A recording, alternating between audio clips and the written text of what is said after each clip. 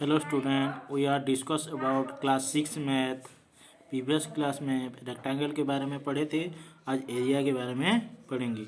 The amount of surface enclose by close figure is called area. The close figure का amount of surface जो निकालते हैं उसको area कहा जाता है। Generally A square region is taken as unit region or a unit area. The unit area of a square with one unit a square unit. तो look at the following figure. ये दिया है एक तो square, उसका 1 unit figure है उसका side, तो उसका एरिया कैसे करेंगे देखो, देखते हैं। फर्स्ट स्टेप करेंगे, the place of the figure of square paper of graph paper, let every square measure 1 centimeter into 1 centimeter। Multiply करेंगे 1 और 1 सेंटीमीटर को। Count the number of complete square, तो count the number of square which more than half part enclose by figure. उसके बाद ignore the portion of area that is less than half a square, exactly half the square is counted, take it area half square unit. The sum of number of obtained group step 2 3 4 5 5 2 3 4 5 given approximately the number of complete square enclosed by the figure। देखो example में देखते हैं।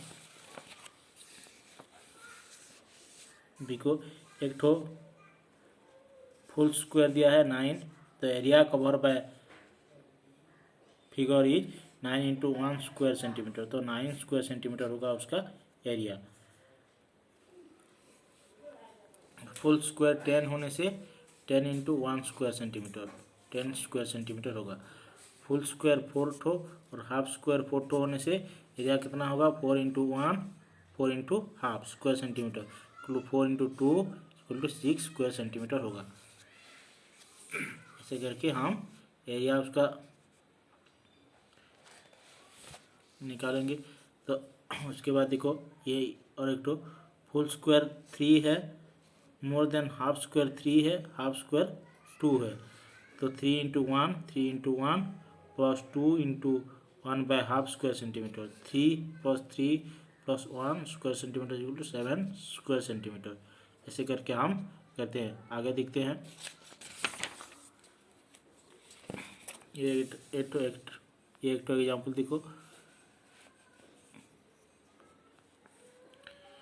Drawn any circle of a graph sheet, count the square and use them to estimate the area of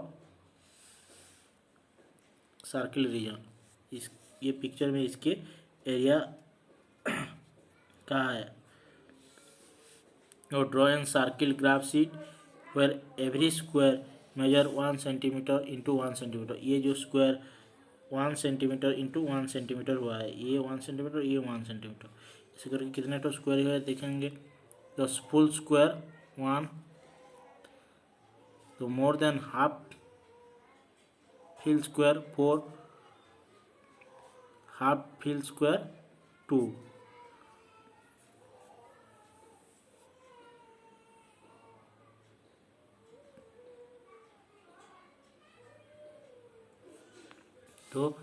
तो area cover by full square 1 into 1 square centimeter into 1 square centimeter होगा। तो area cover by more than half fill square your 4 into 1 तो 4 square centimeter होगा। तो area cover by half fill square 2 into half square centimeter करने से 1 square centimeter, तो 1 plus 1 plus 1 plus 4 plus 1 square centimeter is equal to 6 square centimeter होगा। आगे देखते हैं। The area of a rectangle, rectangle के एरिया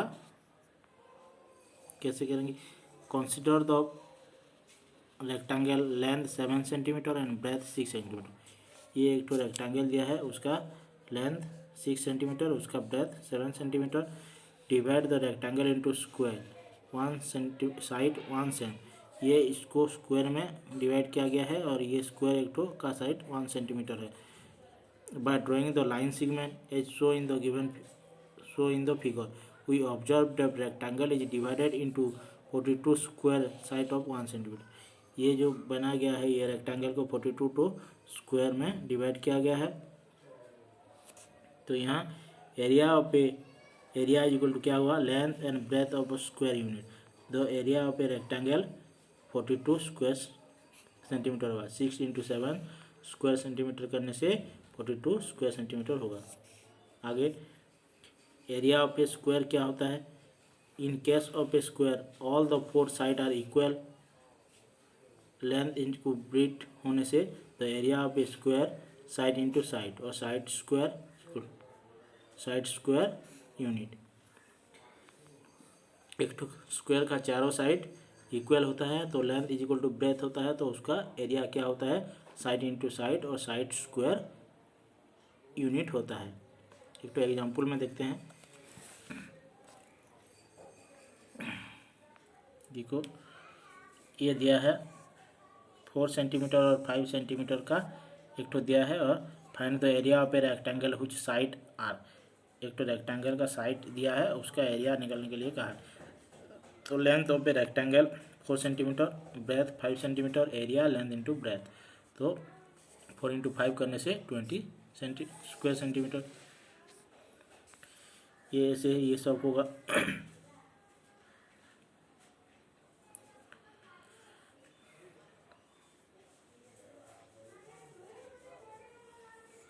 ये length of a rectangle 3 meter दिया है. 3 इंटू 100 करने से 300 सेंटीमीटर, क्योंकि ये सेंटीमीटर में दिया था. ब्रेथ 60 सेंटीमीटर दिया है तो एरिया क्या होगा, लेंथ इंटू ब्रेथ करने से 300 सेंटीमीटर इंटू 60 सेंटीमीटर करने से 8000 स्क्वायर सेंटीमीटर.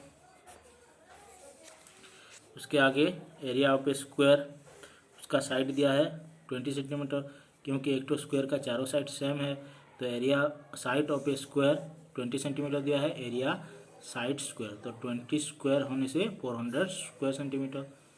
ये एक तो स्क्वायर का साइड 13 सेंटीमीटर दिया है तो साइड स्क्वायर होने से 13 स्क्वायर होने से 169 square centimetre.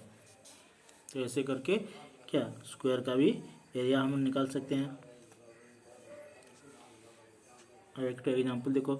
The area of a rectangle park 50 meter long is 400 square meter. Find the wide of the park. एक ठो रेक्टेंगल का पार्क का 5 मीटर लॉन्ग दिया है और उसका जो एरिया दिया है 400 स्क्वायर मीटर. तो फाइंड द वाइड, उसका वाइड कितना है, कहा है ब्रेथ कितना. तो formula A is equal to area is equal to length into breadth होता है. तो length is the length and breadth is the breadth, b is the breadth, the rectangle in the meter, the area meter square होगा. तो ए हमको area दिया है 400 metre square and length दिया है 50 मीटर स्क्वायर. तो area is equal to area की जगह पर 400 लिख देंगे और लेंथ की जगह पर लेंथ 50 इंटू ब्रेथ छोड़ देंगे. तो ब्रेथ करने से ये 50 इस साइड पे इंटू होके हुआ है, दूसरे साइड जाने से डिवाइड होगा. तो 400/50 होने से 8 मीटर होगा.